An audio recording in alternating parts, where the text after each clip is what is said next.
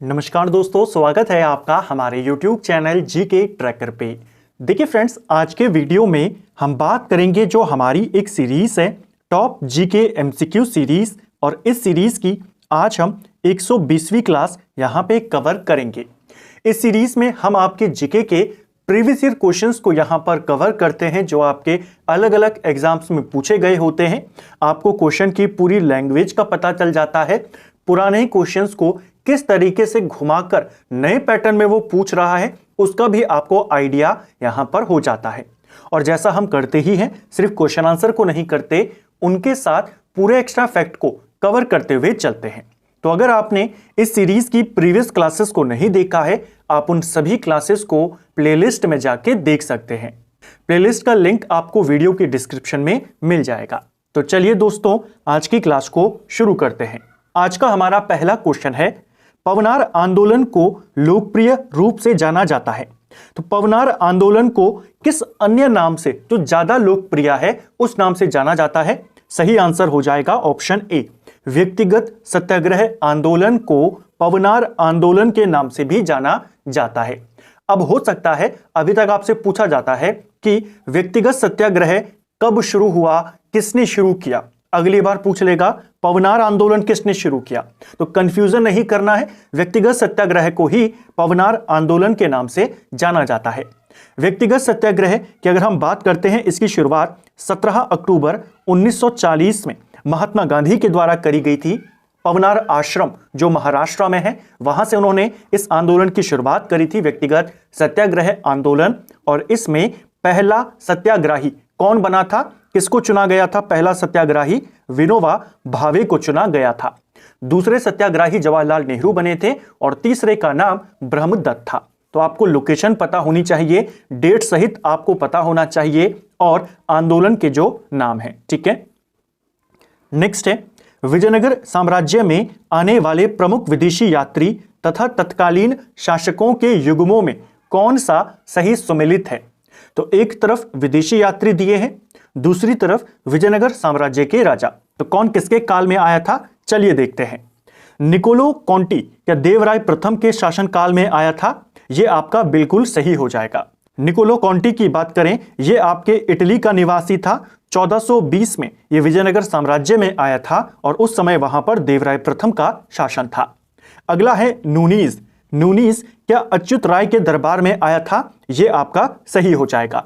जो नूनीज था यह पुर्तगाल का नागरिक था। ठीक है, यह पुर्तगाली था और यह विजयनगर में आया था 1535 में, और उस समय विजयनगर में अच्युत राय का शासन था। तीसरा है डोमिंगो पयास। डोमिंगो पयास भी आपके पुर्तगाल का नागरिक था। यह विजयनगर साम्राज्य में 1515 में आया था और उस समय शासन कृष्णदेव राय का था। तो तीनों आपके सही हैं, इनको याद करेंगे। कई बार पूछ लेता है विजयनगर साम्राज्य में आने वाला निकोलो कॉन्टी किस देश का था, नूनीज कहां का था, डोमिंगो पयास कहां का था, या इनके आने के वर्ष। विजयनगर साम्राज्य को जब हमने डिटेल में पढ़ा था, उसमें बात करी थी विजयनगर साम्राज्य में आने वाले विदेशी यात्रियों की। निकोलो कॉन्टी के बारे में जान चुके हैं। इसके बाद विजयनगर साम्राज्य में 1442 में अब्दुल रजाक नाम का व्यक्ति आया था, फारस से आया था, और वो देवराय द्वितीय के काल में आया था। उसके बाद डोमिंगो पयास आया कृष्णदेव राय के दरबार में। उसके बाद बारबोसा। बारबोसा ये भी पुर्तगाल का नागरिक था और ये कृष्णदेव राय के दरबार में ही आया था। ठीक है, नेक्स्ट है, तो यहां पर आपका सही आंसर होगा, उपरोक्त सभी यहां पर सही है। अगला है, जलियांवाला बाग हत्याकांड के विरोध में निम्नलिखित में से किसने वायसराय की कार्यकारिणी परिषद से इस्तीफा दे दिया था? जलियांवाला बाग हत्याकांड 13 अप्रैल 1919 को हुआ था और इसमें क्या क्या घटनाएं घटी थी, क्यों जलियांवाला बाग हत्याकांड हुआ, कौन कौन इसके लिए जांच समितियां बनी और इस घटनाक्रम का क्या प्रभाव पड़ा, कैसे इसका विरोध हुआ, सबको हमने राष्ट्रीय आंदोलन वाली सीरीज में देखा था। अगर हम सिर्फ इसके प्रभाव की बात करते हैं तो इस घटना का प्रभाव यह हुआ कि रविंद्रनाथ टैगोर ने अपनी नाइटहुड की उपाधि लौटा दी, महात्मा गांधी ने अपनी केसरे हिंद की उपाधि लौटा दी, जो जमनालाल बजाज थे इनको राय बहादुर की उपाधि दी गई थी अंग्रेजों के द्वारा, इन्होंने राय बहादुर की उपाधि लौटा दी, और जो शंकर नायर थे ये उस समय वायसराय की कार्यकारिणी परिषद में नियुक्त थे, इन्होंने इस परिषद से इस्तीफा दे दिया। तो ऑप्शन बी यहां पर सही आंसर हो जाएगा। ठीक है, नेक्स्ट है दक्षिण अल्पास पर्वत श्रेणी कहां स्थित है। देखिए अल्पास पर्वत श्रेणियों की अगर हम बात करते हैं वो आपके यूरोप में फैली हुई है, लेकिन दक्षिण अल्पास पर्वत के अगर बारे में पूछेगा इसका आंसर हो जाएगा न्यूजीलैंड। ऑप्शन बी सही उत्तर होगा। जो अल्पास पर्वत श्रेणियां हैं वो आपके यूरोप में फ्रांस, इटली, ऑस्ट्रिया, जर्मनी कई सारे देशों में फैली हुई है, लेकिन दक्षिणी अल्पास पूछेगा तो ये आपके न्यूजीलैंड में है। और न्यूजीलैंड की जो सर्वोच्च चोटी है उसका नाम है माउंट कुक, वो इसी दक्षिणी अल्पास पर्वत पर स्थित है। ठीक है, जो न्यूजीलैंड है इसको दक्षिण का ब्रिटेन भी कहा जाता है। यह क्वेश्चन भी कई बार उपनाम वाले सेक्शन में पूछ लेता है। नेक्स्ट है निम्नलिखित कथनों पर विचार करें और असत्य कथन का चयन करें। यानी दो स्टेटमेंट दिए हैं, इनमें से कौन सा गलत है आपने बताना है। विषुवत रेखा पर कोरियोलिस बल का प्रभाव अधिकतम होता है, और दूसरा दिया है ध्रुवों पर कोरियोलिस बल का प्रभाव शून्य होता है यानी 0 होता है। देखिए पृथ्वी के घूर्णन के कारण जो हवा होती है हर गोलार्ध में अपनी दिशा को बदल देती है। जिस फोर्स की वजह से हवा की दिशा हर गोलार्ध में बदलती है, दक्षिणी और उत्तरी गोलार्ध में, उस फोर्स को कहा जाता है कोरियोलिस बल। ठीक है, जो कोरियोलिस फोर्स होता है ये आपके इक्वेटर पर मैक्सिमम होता है, और जैसे जैसे आप ध्रुवों की तरफ जाएंगे वहां पर ये 0 होता है और बीच में सबसे ज्यादा होता है। ठीक है, इसी बल के कारण जो कोरियोलिस बल होता है उत्तरी गोलार्ध में हवाओं की जो दिशा होती है वो दाईं ओर, और दक्षिणी गोलार्ध में बाईं ओर ये बल उन हवाओं को मोड़ देता है। इसी फोर्स को फेरेल का नियम भी कहा जाता है। क्वेश्चन आता है अलग अलग गोलार्ध में हवाओं की दिशा किस नियम के कारण अलग अलग होती है, फेरेल के नियम के कारण। ठीक है, तो इस फोर्स का सबसे ज्यादा प्रभाव कहां पर होता है, इक्वेटर पर होता है, और सबसे कम कहां पर होता है, पोल्स पर होता है। तो दोनों स्टेटमेंट आपके सही हैं। आपको गलत वाला बताना था, गलत यहां पर ना तो 1 है और ना ही 2 है। नेक्स्ट है निम्न में सही कथन का चयन कीजिए। तो चलिए देखते हैं। यहां पर कथन दिया है चिनूक को हिमभक्षी पवन भी कहा जाता है, और कारण दिया है यह पवन शीतकाल के अधिकतर समय में बर्फ को पिघलाकर चारागाहों को पशुओं हेतु उपयोगी बनाए रखती है। सबसे पहले चिनूक होती क्या है, तो देखिए जो रॉकी पर्वत है आपका उत्तरी अमेरिका में स्थित है, वहां से चलने वाली एक पवन है जिसे हम चिनूक कहते हैं। ठीक है, गर्म पवन होती है, और यह पवन जो ग्लेशियर्स होते हैं, जो बर्फ होती है, उनको पिघलाने का काम करती है। इसकी वजह से वो पिघलते हैं, जिस वजह से चारागाह जो होते हैं पशुओं के इस्तेमाल के लिए तैयार होते हैं। अब क्योंकि ये ग्लेशियरों को पिघलाती है इसीलिए इसे हिमभक्षी पवन भी कहते हैं। तो चिनूक एक गर्म वायु है। अब आपको हमेशा याद रहेगा गर्म है तो ग्लेशियर्स को पिघलाएगी, इसीलिए इसे हिमभक्षी पवन कहते हैं। कहां से बहती है, उत्तरी अमेरिका में रॉकी पर्वत पर यह बहती है। तो कारण भी सही है और कथन भी सही है। ऑप्शन ए सही उत्तर यहां पर हो जाएगा। ठीक है, नेक्स्ट है हिमालय का निम्नलिखित में से कौन सा प्रादेशिक विभाग सिंधु और सतलज के नदियों के मध्य में स्थित है। जब हमने हमारी ज्योग्राफी की डिटेल सीरीज में भारत के भौतिक स्वरूप को कवर किया था, उसमें हमने हिमालय का दोनों विभाजन कवर किया था, उत्तर से दक्षिण भी और पूर्व से पश्चिम भी। जो प्रादेशिक विभाजन है यानी जो पूर्व से पश्चिम विभाजन है हिमालय का, वो नदियों के आधार पर किया गया है। सिडनी बुराड ने नदियों के आधार पर हिमालय का प्रादेशिक विभाजन किया और 4 भागों में हिमालय को बांटा। असम हिमालय, नेपाल हिमालय, पंजाब और कुमाऊं हिमालय। आपसे पूछा है सिंधु और सतलज के बीच में कौन सा वाला हिमालय है। सिंधु और सतलज के बीच में है आपका पंजाब हिमालय। ऑप्शन सी सही आंसर होगा। पंजाब हिमालय को कश्मीर हिमालय के नाम से भी जाना जाता है। ठीक है, सिंधु और सतलज नदी से के बीच का जो क्षेत्र है वो इसमें आता है। अगर हम कुमाऊं हिमालय की बात करें, सतलज से लेकर काली नदी के बीच का क्षेत्र कुमाऊं हिमालय में आता है। अगर हम काली से तीस्ता नदी तक की बात करें तो उसमें आपका नेपाल हिमालय आता है, और तीस्ता से दिहांग नदी यानी ब्रह्मपुत्र तक का क्षेत्र असम हिमालय में आता है। भौतिक स्वरूप वाले वीडियो में मैप के माध्यम से हमने इस पूरे टॉपिक को देखा था। तो ये चारों पूछे जाते हैं कौन किस नदी के बीच है। पंजाब सिंधु और सतलज के बीच में है, कुमाऊं हिमालय सतलज और काली के बीच में, नेपाल काली और तीस्ता के बीच में, असम तीस्ता और ब्रह्मपुत्र के बीच में। ठीक है, नेक्स्ट है एगमार्क गुणवत्ता प्रमाणन चिन्ह निम्नलिखित में से किस एक संस्था के द्वारा जारी किया जाता है। एक क्वेश्चन उत्तराखंड में ही पूछा गया था कि भारत में एगमार्क एक्ट कब लागू हुआ था। भारत में एगमार्क एक्ट 1937 में लागू हुआ था और इसमें संशोधन किया गया था 1986 में। आपको ये दोनों वर्ष याद करने हैं, ठीक है। अब ये एगमार्क होता क्या है?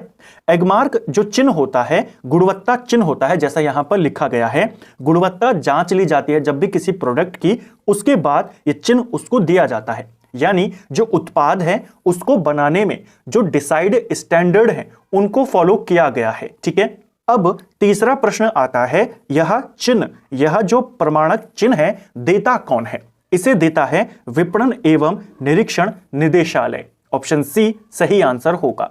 तो एगमार्क एक्ट कब आया, कब इसमें संशोधन हुआ, यह होता क्या है और किसके द्वारा दिया जाता है, चारों को हमने यहां पर कवर किया। एक और चीज यहां पर याद करना, एक होता है ISI मार्क। ये कौन देता है? ये देता है भारतीय मानक ब्यूरो। दोनों को याद करना, दोनों आपके क्वालिटी से रिलेटेड हैं, दोनों ओरिजिनल से रिलेटेड हैं, ठीक है। नेक्स्ट है, निम्न में से सही कथन का चयन कीजिए। फिर से आपको दो कथन दिए हैं, कौन सा सही है चलिए देखते हैं। पहला कथन दिया है, नियंत्रक एवं महालेखा परीक्षक को राष्ट्रपति के द्वारा किसी भी समय पदच्युत किया जा सकता है। यह आपका कथन दिया है। कारण को देखते हैं। नियंत्रक एवं महालेखा परीक्षक की नियुक्ति राष्ट्रपति के द्वारा की जाती है। देखिए, नियुक्ति तो राष्ट्रपति करता है। सेकंड वाला तो आपका कंफर्म सही है। आर्टिकल 148 कहता है जो भारत का नियंत्रक एवं महालेखा परीक्षक होगा इसकी नियुक्ति राष्ट्रपति करेगा। लेकिन पद से हटाने का क्या, उसका भी आपको प्रावधान पता होना चाहिए। हटाता भी राष्ट्रपति है, हटाएगा भी राष्ट्रपति, लेकिन किसी भी समय कर सकता है, यह गलत हो जाएगा।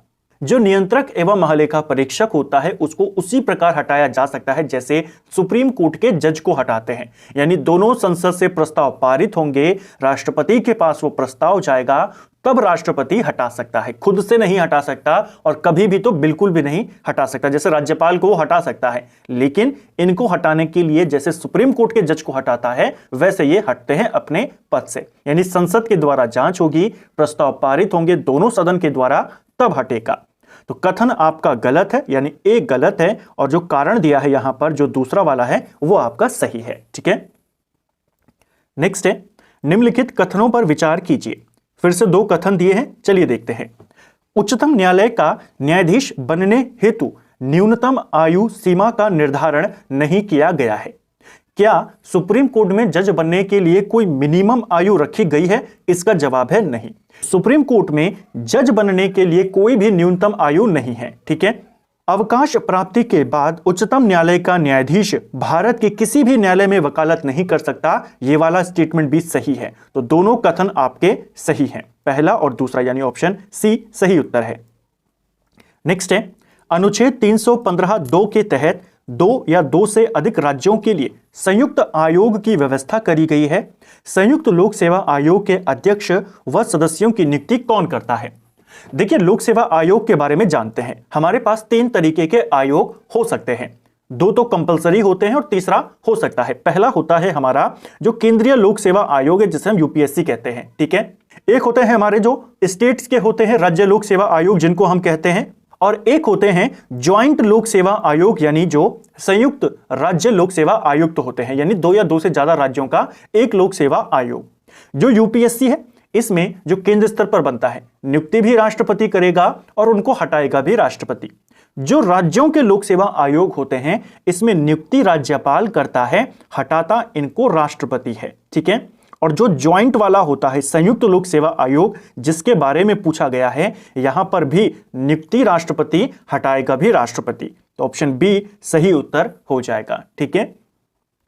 नेक्स्ट है, निम्नलिखित कथनों में सही कथन कौन सा है?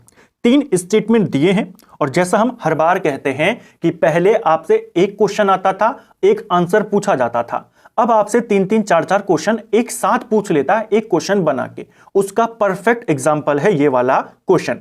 3 क्वेश्चन है, तीनों अलग अलग क्वेश्चन है, लेकिन एक क्वेश्चन के साथ मिलाकर दे दिए। तो चलिए देखते हैं इसका सही उत्तर क्या होगा।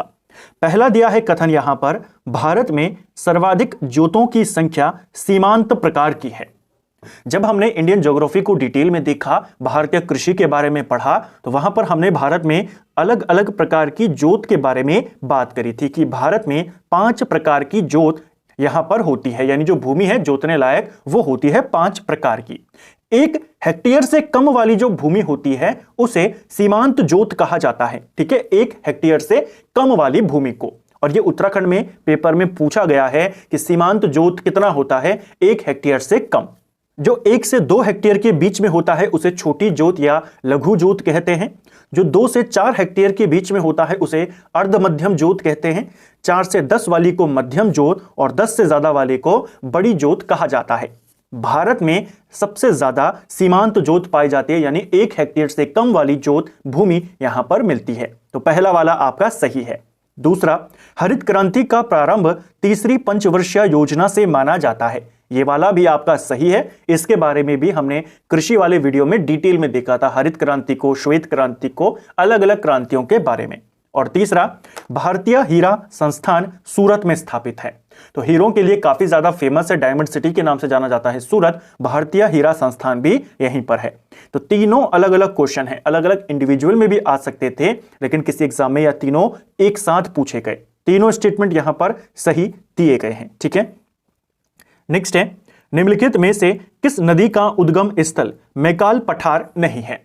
देखिए, मैकॉल पठार की बात करते हैं। मैकॉल पठार का सर्वोच्च चोटी कौन है? इसकी सर्वोच्च चोटी है, आप जानते हैं, अमरकंटक। ठीक है, अमरकंटक से आने वाली नदियों के बारे में आपने बहुत बार पढ़ा है, लेकिन अब एग्जामिनर, जैसे मैंने शुरू में कहा कि जो पुराने क्वेश्चंस हैं उनको घुमाकर नए क्वेश्चन के रूप में कैसे देता है। अगर अमरकंटक दे देता डायरेक्ट तो आप इजीली, अगर आपने अमरकंटक से आने वाली नदियों के बारे में पढ़ा है, आप आंसर कर जाते, क्योंकि बहुत सारे क्वेश्चन आते हैं कि अमरकंटक से ऐसी कौन सी 2 नदियां हैं जो 2 विपरीत दिशा में निकलती है, एक उत्तर की तरफ एक दक्षिण की तरफ, इस टाइप की। उसने क्या किया? उसने मैकॉल पठार दे दिया। मैकॉल पठार यानी अमरकंटक की बात कर रहा है यहां पर, इसका सर्वोच्च शिखर अमरकंटक है। ठीक है, अमरकंटक से 3 प्रसिद्ध नदियां निकलती हैं, एक आपकी नर्मदा, एक आपकी सोन और एक आपकी महानदी। यानी गोदावरी अमरकंटक से नहीं आती, और अगर यहां से नहीं आती तो मैकॉल पठार से भी नहीं आती। मैकॉल पठार का ज्यादातर जो विस्तार है वो आपका छत्तीसगढ़ में देखने को मिलता है। ठीक है, गोदावरी आपके महाराष्ट्र से आती है। नर्मदा की बात करें तो यह आपके अमरकंटक पठार के पश्चिमी भाग से आती है। सोन नदी उत्तरी भाग से और महानदी दक्षिणी भाग से। तो उत्तर की तरफ से सोन नदी आ रही है, दक्षिण की तरफ से महानदी आ रही है। तो वो क्वेश्चन इन 2 नदियों को लेकर बनता है कि अमरकंटक पठार से 2 विपरीत दिशाओं से आने वाली नदियां कौन है? सोन और महानदी। ठीक है, और पश्चिम की ओर कौन जा रही है? नर्मदा जा रही है। तो ऐसे क्वेश्चन भी आपसे पेपर में पूछ लेता है। नेक्स्ट है, सल्तनत काल के निम्नलिखित प्रशासनिक विभागों में से कौन सा एक फिरोज शाह तुगलक से संबंधित नहीं था? फिरोज शाह तुगलक ने दिल्ली सल्तनत में कई सारे विभागों का भी गठन किया था, जिसमें उसने दासों के देखरेख के लिए एक विभाग बनाया जिसे दीवान ए बंदगान कहा गया। उसने एक राजकीय अस्पताल खोला, खैराती अस्पताल जिसको कहते हैं, उसे दारुल सफा कहा गया। इसके अलावा उसने दीवान ए इस्तिहाक के नाम से पेंशन विभाग भी खोला। तो दीवान ए इस्तिहाक क्या होता था? पेंशन विभाग होता था। यह आपका हॉस्पिटल से संबंधित हो गया, यह दासों की देखरेख के लिए हो गया। ये तीनों फिरोज शाह तुगलक ने खोले थे। लेकिन जो दीवान ए कोही है कृषि से संबंधित, इसे मोहम्मद बिन तुगलक ने खोला था। तो इसको आपने ध्यान रखना है, ये फिरोज शाह तुगलक से संबंधित नहीं है। ठीक है, दीवान ए इस्तिहाक बहुत बार आया है, किस विभाग के से संबंधित था? पेंशन विभाग से संबंधित था। ठीक है, नेक्स्ट है, मध्य भारत में स्थित निम्नलिखित पहाड़ियों में से कौन सी सबसे पूर्व में स्थित है?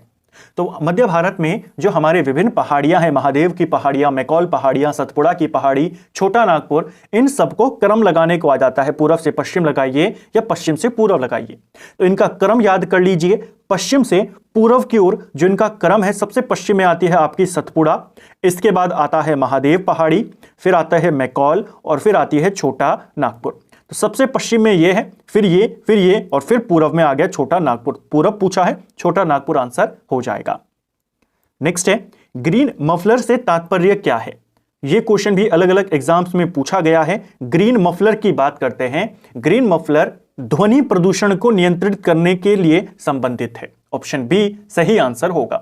जहां पर ध्वनि प्रदूषण ज्यादा होता है, जहां पर शांत वातावरण की आवश्यकता है, तो ऐसा किया जाता है कि चारों तरफ आपके पेड़ लगा दिए जाते हैं, जिससे अंदर जो नॉइस है वो ज्यादा ना फैले। इसी कॉन्सेप्ट को कहा जाता है ग्रीन मफलर। तो ग्रीन मफलर किससे है? आपने वायु प्रदूषण पर टिक नहीं करना है, किस पर करना है? ध्वनि प्रदूषण को रोकने के लिए। ठीक है, नेक्स्ट है, भारत में तेल और प्राकृतिक गैस की खोज और विकास को आगे बढ़ाने के लिए निम्नलिखित में से किस वर्ष तेल एवं प्राकृतिक गैस आयोग यानी जो ओएनजीसी है हमारा, इसे कब स्थापित किया गया? सिंपल सा ये क्वेश्चन है।